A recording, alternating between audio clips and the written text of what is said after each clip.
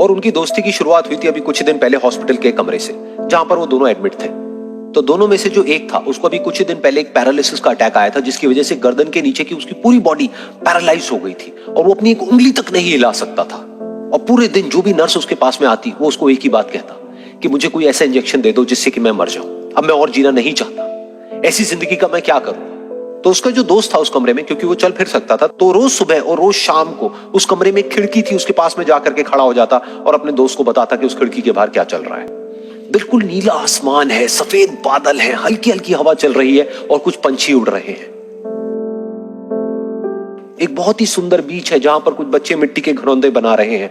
कुछ लोग हैं जो वहां पर बैठे हुए बस समुद्र की लहरों को देख रहे हैं। कुछ लोग जॉगिंग कर रहे हैं, कोई एक्सरसाइज कर रहा है, कोई पतंग उड़ा रहा है। वहां पर एक आइसक्रीम की स्टॉल है जहां पर कुछ लोग आकर के आइसक्रीम खा रहे हैं। और सनसेट के टाइम पे जो पानी है वो पूरा गोल्डन हो जाता है और चमकने लगता है। तो शुरू में तो जब उसने वो सब बताना शुरू किया तो उसके दोस्त के ऊपर ज्यादा असर नहीं हुआ, लेकिन धीरे धीरे उसके अंदर जीने की चाह जागने लगी। अब वो सुबह का इंतजार करने लगा कि जल्दी से सुबह हो और मेरा दोस्त मुझे बताए कि आज यहां पर क्या हो रहा है। कुछ दिन तक ऐसे ही चलता रहा। फिर एक दिन जब वो सुबह उठा तो उसने देखा कि सामने वाला बेड खाली है। फिर उसने नर्स को बुलाया और उससे पूछा कि क्या वो डिस्चार्ज हो गया है। तो नर्स ने कहा कि आपको तो उन्होंने बताया होगा, उनके पास कुछ ही दिन बाकी थे और कल रात को ही उनकी डेथ हो गई है। ये सुन करके उसके अंदर की उम्मीद पूरी तरह से टूट गई, क्योंकि सिर्फ उसका दोस्त ही था जिसने उसको बाहर की दुनिया से जोड़ा हुआ था, जिसकी वजह से वो जान पाता था कि बाहर क्या हो रहा है और ये दुनिया कितनी खूबसूरत है। तो कुछ दिन तक तो वो रोता रहा और उसने जीने की चाह छोड़ दी। लेकिन दूसरी ही तरफ से उसके अंदर कहीं ना कहीं एक नई चाह पैदा हुई कि काश मरने से पहले एक बार मैं खुद अपनी आंखों से देखूं इस खिड़की के बाहर कि दुनिया कैसी है। जैसे जैसे उसकी ये चाह बढ़ने लगी, उसको अपने अंदर एक अजीब सी एनर्जी महसूस होने लगी।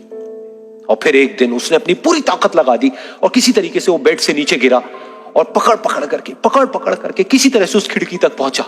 फिर उस खिड़की को पकड़ करके वो खड़ा हुआ और खिड़की के बाहर देख लिया। लेकिन खिड़की के बाहर देखते ही वो गुस्से से भर गया। उसने जोर से नर्स को आवाज लगाई और जैसे ही नर्स आई उसने नर्स से पूछा, ये तुमने क्या किया, ये खिड़की के बाहर काली दीवार क्यों खड़ी कर दी। तो नर्स को समझ नहीं आया वो क्या बोल रहा है। वो बोली कि मुझे 5 साल हो गए हैं यहां पर, जब से मैं आई हूं तब से तो ये काली दीवार यहां पर है। तब जाकर के उसको समझ आया कि उसका वो दोस्त उससे झूठ बोल रहा था। और उसने नर्स से पूछा, अगर ये काली दीवार पिछले 5 साल से यहां पर है तो मेरे दोस्त ने मुझसे झूठ क्यों कहा।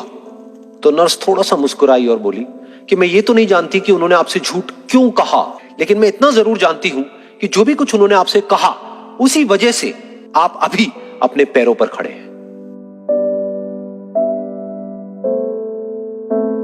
तो इस कहानी से हमको यह सीखने को मिलता है कि जो हमारे शब्द हैं, जो हमारे वर्ड्स हैं, जो हम अपने मुंह से बाहर निकालते हैं, उसमें इतनी पावर है जिसकी कोई हद नहीं है। वो किसी आदमी को गिरा भी सकते हैं और उसको उठा भी सकते हैं। तो अब आपके ऊपर है कि आप अपनी इस पावर को यूज करते हो या मिस यूज करते हो।